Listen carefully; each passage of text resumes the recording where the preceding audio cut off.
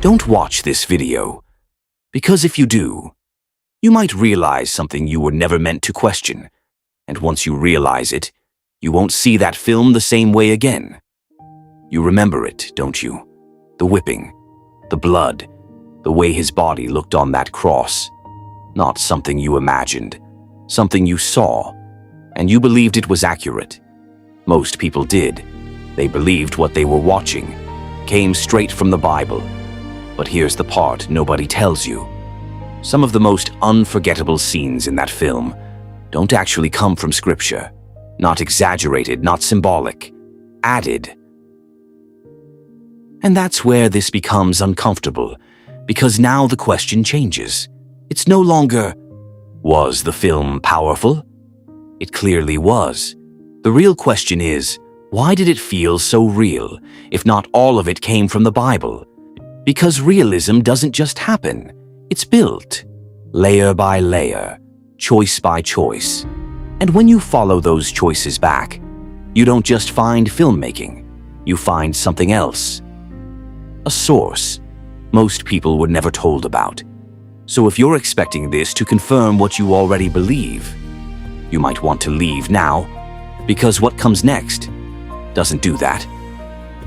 This explains why millions of Americans walked away convinced, why those images replaced imagination, and why what you remember feels more real than what was written. Because once an image becomes your reference point, you stop questioning it. You accept it, even if parts of it came from somewhere else. And before we go further, if you've ever believed something for years and later found out it wasn't the full story, then you already know how this feels. Subscribe now, because what you're about to see next is where most people stop watching. And if you don't subscribe, go to the comments and explain why you'd rather stay comfortable than find out if what you believe is incomplete. Let's trace it, not emotionally, not cinematically, historically, because if those details didn't come from the Bible, they had to come from somewhere. And the answer is not what most people expect, not archaeology, not hidden scrolls, not something buried in Ethiopia. A person, a woman, most people have never heard of. And what she described may be the reason you remember the crucifixion the way you do today. You didn't always see it this way. Before that film, you had an idea of the crucifixion. Not detailed, not graphic, just distant. You read about it. You heard about it. But you didn't see it. So what changed? Then the film came out, and suddenly, people weren't imagining anymore. They were remembering. The whipping, the blood, the exhaustion. Not as words, as images. And once something becomes an image, it becomes real. Here's what most people never notice. The film didn't just show a story, it replaced one.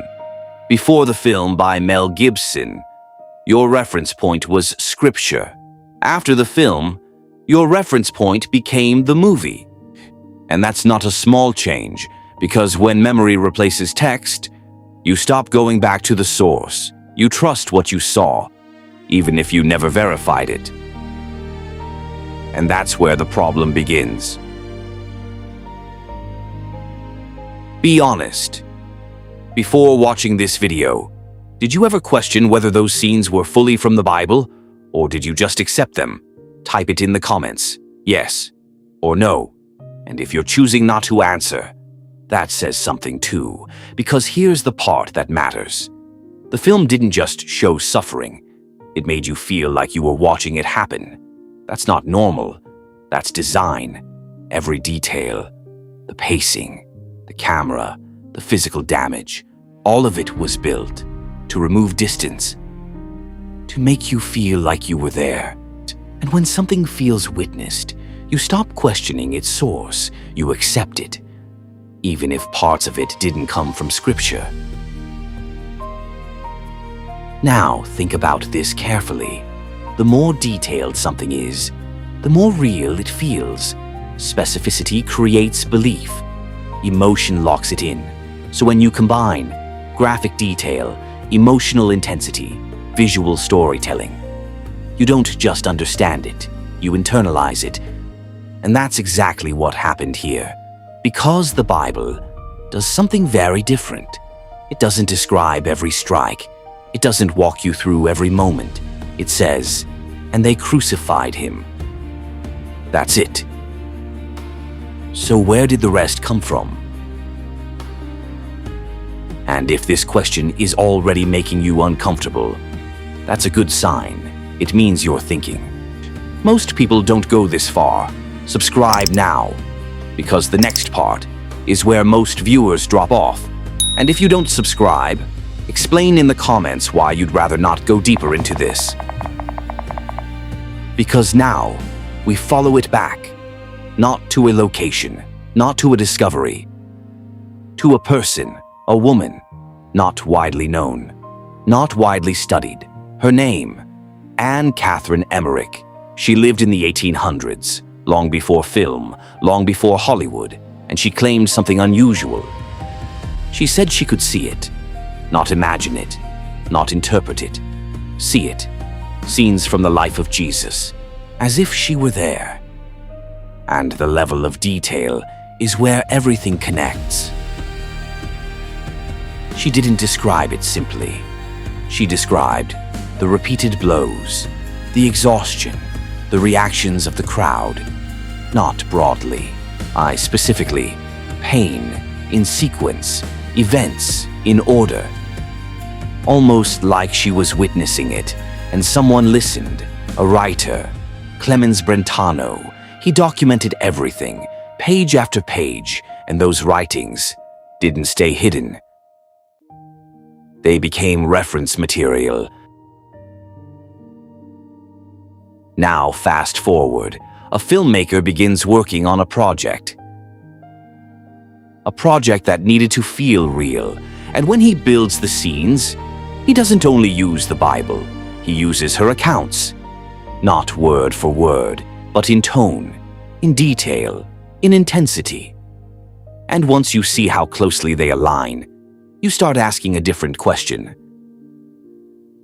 So, before we go further, if you're still watching right now, you're already ahead of most people, because most viewers leave when their beliefs get challenged. Like this video, because content like this doesn't spread unless people push it. And if you won't like it, say why in the comments. So now we have two versions. Not theories, not opinions. Versions. One comes from Scripture, short, direct, intentional.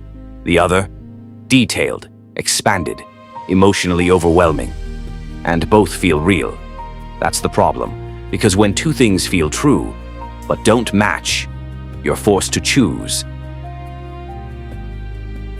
Let's go back to the text, not interpretation, the actual words. And they crucified him. That's it. No breakdown, no extended description. Nothing like what you saw in the film. No count of blows, no drawn-out sequence, no cinematic pacing. So where did that come from? Because the film shows you something much longer, much heavier, much more detailed. And once you compare the two, the difference becomes impossible to ignore. One tells you what happened, the other shows you how it felt. Because your brain does something very specific, it trusts detail. The more specific something is, the more real it feels, even if it wasn't there originally. That's how belief forms. So when you see repeated suffering, extended scenes, emotional reactions, your brain doesn't question it, it accepts it. And over time, that acceptance becomes memory. And memory becomes truth. So now we reach a moment, not emotional, clear, what you remember, is not only what was written, it's what was shown. And that changes how you understand the story, because now you're not just reading scripture, you're recalling a film. And that film was influenced by something very specific. And here's something most people never realized.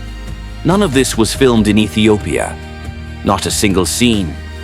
It was filmed here, in southern Italy. And that alone should tell you something.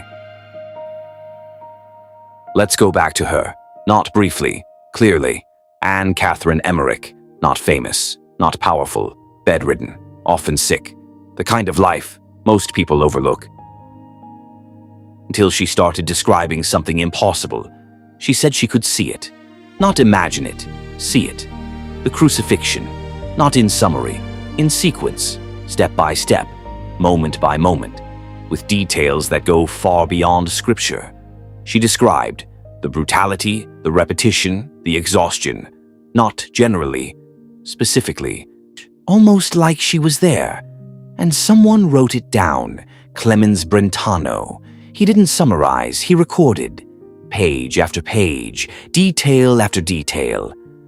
And those records didn't disappear. They spread, they circulated, they became known, not as scripture, but as something else. Influence. And if you're still watching this right now, you're already seeing what most people never take the time to understand. So don't scroll past this, like the video, because ignoring something like this doesn't make it disappear. And if you choose not to like it, go to the comments and explain why. Now connect it, carefully. The filmmaker, trying to answer one question to how do I make this feel real? He turns to scripture, but not only scripture. He turns to her writings, not exactly, but closely, the tone, the pacing, the intensity. And that's where the overlap becomes visible. The scenes people remember most mirror those descriptions. And that's where the conflict begins.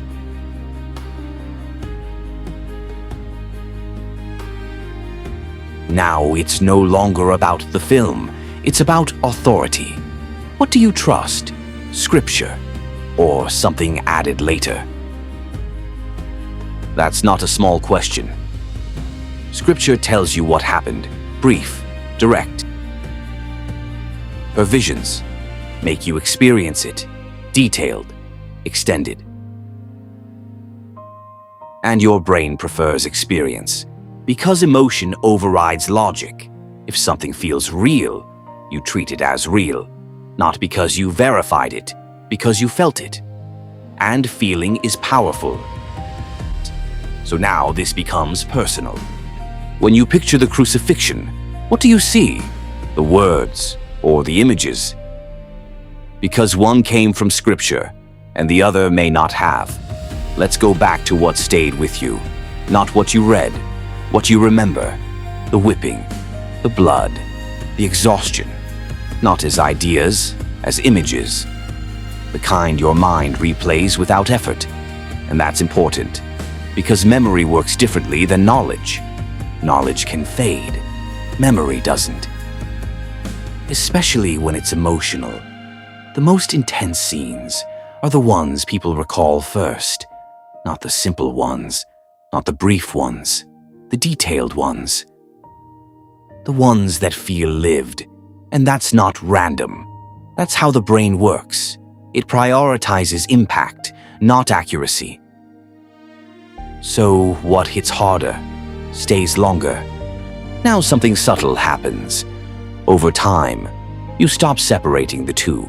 What was written and what was added blend together until they feel like one story. And once that happens, you stop questioning the difference. Because to you, there is no difference anymore. If this is starting to make sense, don't ignore it, because most people will watch something like this and then go right back to what they were comfortable with. Subscribe now, because the next video will go even deeper than this. And if you won't subscribe, say it clearly in the comments. Say why you'd rather stay comfortable than fully understand what you believe.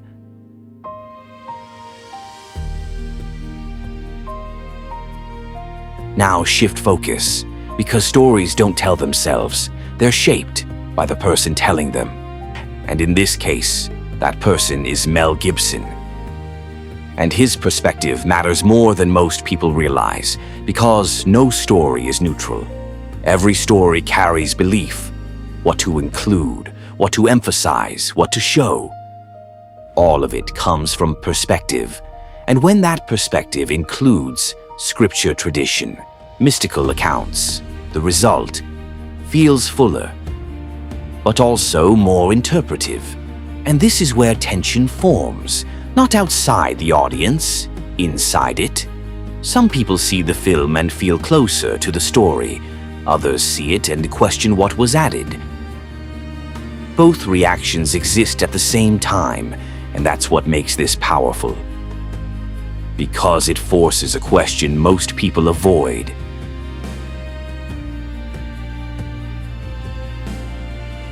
Now remove everything else: sources, beliefs, debates. One thing still remains: why it felt real. Because the film was designed that way. Real locations, real environments, not modern, ancient. So your brain accepts it immediately. Then add another layer: physical effects, not clean, not polished, raw. Something your brain recognizes as tangible. And when something looks physical, it feels real. Then comes the performance. Not distant, not staged, exhausted, strained. Almost unbearable to watch. And when it stops feeling like acting, you stop seeing a performance. You start seeing reality.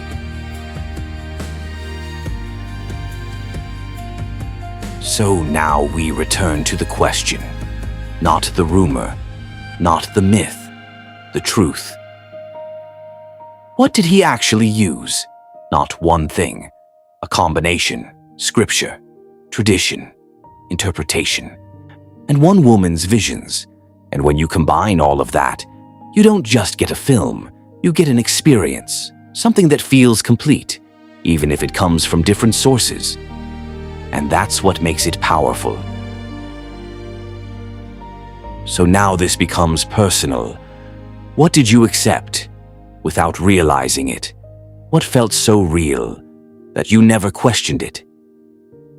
That's the real takeaway. Because in the end, this isn't about proving anything wrong.